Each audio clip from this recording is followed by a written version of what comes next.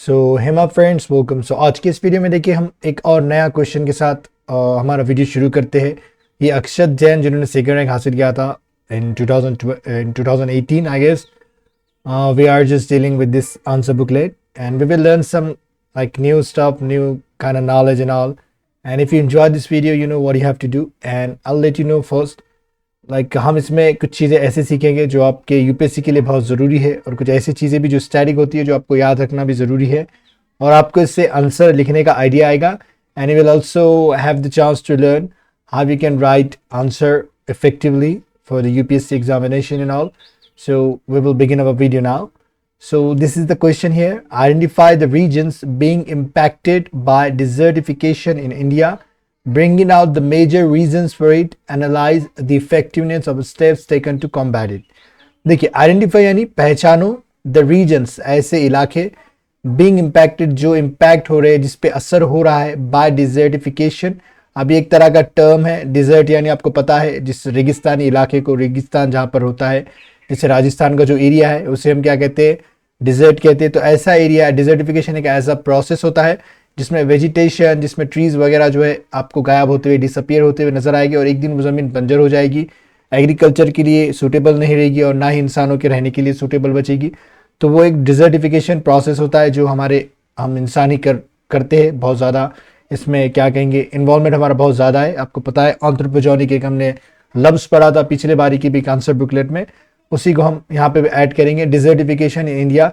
तो हमें ऐसे रीजन्स आइडेंटिफाई करना है जो इम्पैक्ट हो रहे हैं डिजर्टिफिकेशन से हमारे इंडिया में, और ब्रिंगिंग आउट यानी ये फ्रेजल वर्ब हो गया कि इसे उजागर भी करना है, क्या चीज़ें ऊपर लाना है, the major reasons. Okay, the major reasons, the major कारण। ओके, बहुत ही ये रीज़न है ही, समझिए डिजर्टिफिकेशन का, ऐसे कारण हमें बताना है फॉर इट, इनके लिए। एंड एनालाइज भी करना है, हमें चेक भी करना है सारी चीज़ें, the effectiveness of steps taken to combat it.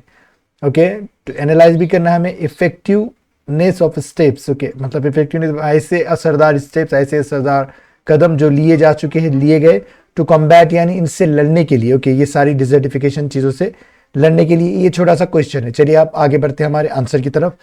As per the, देखिए आप यहाँ पे आंसर को किस तरीके से इस्तेमाल किया गया है, एक रिपोर्ट का एक हवाला देते हुए, ओके, उसको रिफर करते हुए कि ये रेफरेंस है हमारे पास।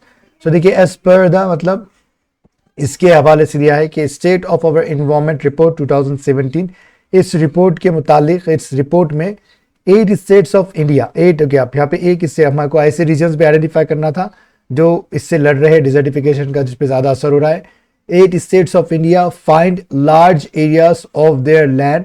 ओके, मतलब फाइंड यानी मिलना नहीं है, ऐसा महसूस करता है कि ऐसे एरिया है 8 स्टेट्स इंडिया के, 8 states of India find large areas of their land suffering from desertification.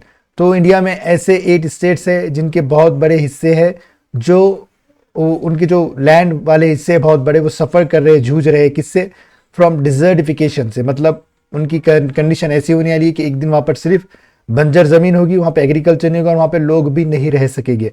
Okay, these include, अब यहाँ पे दीज इंक्लूड यानी ये इंक्लूड करता है ये सारे स्टेट के जो रीजन्स है, मतलब जो स्टेट्स है, हरियाणा, पंजाब, राजस्थान, मध्य प्रदेश, अमॉन्ग अदर्स, यानी अमॉन्ग अदर्स यानी और बहुत सारे, इस तरीके से हम बोलते हैं हिंदी में। वैसे यहाँ पे एंड मतलब बताने के लिए अमॉन्ग अदर्स का इस्तेमाल होता है। तो देखिए the reasons as stated by the ISRO's, okay, atlas on desertification are. अब यहाँ पे रीजन देखिए, आप दिल से नहीं लिख रहे हैं, अक्षर जैन जो पास किए सेकंड रैंक से, यूपीएससी ने दिल से नहीं लिख रहे। इसरो की एक एटलस रिपोर्ट है डिजर्टिफिकेशन पर, उसका हवाला देते हुए, उसका रेफरेंस देते हुए स्टेट यानी बताया गया है कि स्टेट किया गया, बोलते हैं हम वो वाला। अब देखिए पहला क्या है, क्या कारण है, देखिए डिजर्टिफिकेशन का पहला रीजन है वाटर इरोजन। वाटर इरोजन यानी पानी कहीं तरीके से बहता है, आपको पता है रिवर्स में ऊपर से जो पानी गिरता है वो वाली चीज़ें, तो किस तरीके से अफेक्ट करता है वो, ये मेजर रीजन है। देखिए soil erosion due to rainfall and surface flow. अब देखिए सॉइल इरोजन होता है, पानी गिर रहा है तभी भी, और हमारा जो सरफेस पे पानी जो बहता है नदी नालों में, समंदर की जगह वेव्स की फॉर्म में, टाइड्स की फॉर्म में, तो वो भी क्या करता है, ऊपर की जो सॉइल की सरफेस होती है वो लेकर उसके बहा जाता है, जो भी सॉफ्ट वाली चीज़ें होती है, बारीक बारीक जो सॉइल, मतलब दाने दाने जिसे कहते हैं ग्रेन, वो सारी चीज़ें चला जाता है जो शायद एग्रीकल्चर के लिए सूटेबल हो। Exacerbated by our inefficient water management system. Okay, exacerbated यानी कोई चीज़ को आप और वर्ड्स कर रहे हो और बदतर बना दे रहे हो, कोई चीज़ बुरी है तो और उसमें कुछ करके और बदतर कर देना, उसे हम एग्जाजर्बेट कहते हैं। Exacerbated by our inefficient water management system.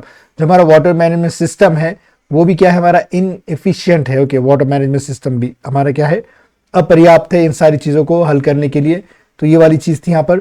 फिर देखिए आगे, ओके, अब ये विंड इरोजन भी है, heavy okay winds blow of top soil. अब देखिए ये ऐसी हमारी ज़मीन है तो बहुत ज़ोरों से हवा चल रही थी, जो ऊपर की जो क्या है सॉइल है, हमारी मिट्टी है, वो भी हवा के साथ चली जाएगी कहीं और। Okay, increasing due to reducing okay tree cover. Okay, increasing मतलब क्यों हो रहा है, due to reducing tree cover, मतलब ज़्यादा झाड़ नहीं है तो क्या है, हवा अगर झाड़ होती तो ऐसे रुक रुक के इधर उधर से ऐसी जाती, लेकिन अब झाड़ ही नहीं है, ट्रीज नहीं है, तो डायरेक्ट ये हवा आ रही है और उसको सारे मट्टी को क्या कर रही है, सॉइल को लेकर चल जा रही है अपने साथ।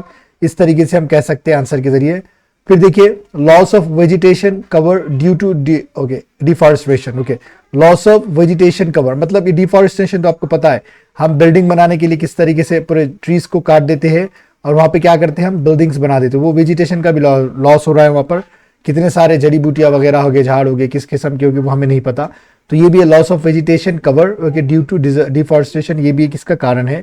Okay, human made settlements for development purposes, वही है झाड़ को ट्रीज को काट के हम बिल्डिंग्स वगैरह बना रहे हैं। Increasing salinity due to over irrigation and use of pesticide. So क्या है, जो नमक बढ़ता है पानी में वो बात हो रही है यहाँ पे, due to over irrigation, irrigation बहुत ज्यादा कर रहे हैं, और यूज ऑफ पेस्टिसाइड का भी बहुत ज्यादा, इरिगेट यानी आपको पता है वो पानी वगैरह खेतों में डालते हैं, वो बहुत ज्यादा इस्तेमाल कर रहे हैं, और पेस्टिसाइड का भी, जिससे सैलिनिटी जो बहुत ज्यादा बढ़ जा रही है। हम climate change induce temperature and heat rise. Okay, जो क्लाइमेट चेंज है मतलब क्लाइमेट चेंज के इंड्यूस यानी क्लाइमेट चेंज से असर वाला ऐसा टेम्परेचर जो बढ़ रहा है, और हीट राइज भी हो रही है, टेम्परेचर भी बढ़ रहा है, यानी क्लाइमेट चेंज जो हो रहा है हमारा, कभी बहुत ज्यादा धूप पड़ती है, कभी बहुत ज्यादा गर्मी हो जाती है, और बरसात भी कभी बहुत ज्यादा होती है, सर्दी भी बहुत ज्यादा, तो ये क्लाइमेट चेंज की क्या एक सिंपल लैंग्वेज में एग्जांपल्स है। फिर देखिए India has launch, India launch कर चुका है द नेशनल एक्शन प्लान। क्या हमने ये पढ़ चुके हैं, क्या है मेरे ख्याल से पता है आपको, मेरे ख्याल से नहीं, ये प्रेजेंट परफेक्ट वाला टेंस है, राइट, कर चुका है, मैं जा चुका हूँ, आई हैव गॉन, मैं आ चुका हूँ, आई हैव कम। तो India has launch, India launch कर चुका है, ही हैज लॉन्च्ड, वो लॉन्च कर चुका है, इस तरीके की चीजें। The national action plan to combat desertification, तो इंडिया ने लॉन्च कर चुका है द नेशनल एक्शन प्लान, एक नेशनल एक्शन प्लान को टू कॉम्बैट यानी लड़ने के लिए डिजर्टिफिकेशन से। इट फोकसेस ऑन, ये फोकस करता है किस पर, तवज्जो देता है, integrated land and water management, मतलब ऐसा इंटीग्रेटेड प्लान है जो लैंड पर भी और वाटर मैनेजमेंट पर भी ध्यान देगा। ओके, तो इस तरीके से ये वाली चीज थी। अब आगे देखते हैं हम। हाउएवर, हालांकि फिर भी, the effectiveness is still okay debated as the need is for, okay मतलब द इफेक्टिव जो असर है वो अभी भी क्या हो रहा है, डिबेट किया जा रहा है, जिसपे अभी भी बातचीत चल ही रही है। As the need is for okay more community participation, as the need okay जैसा कि जरूरत है, फॉर मोर कम्युनिटी पार्टिसिपेशन मतलब हमारा और आपका भी हिस्सा इसमें होना जरूरी है, पार्टिसिपेट होना जरूरी है, पार्टिसिपेशन होना जरूरी है।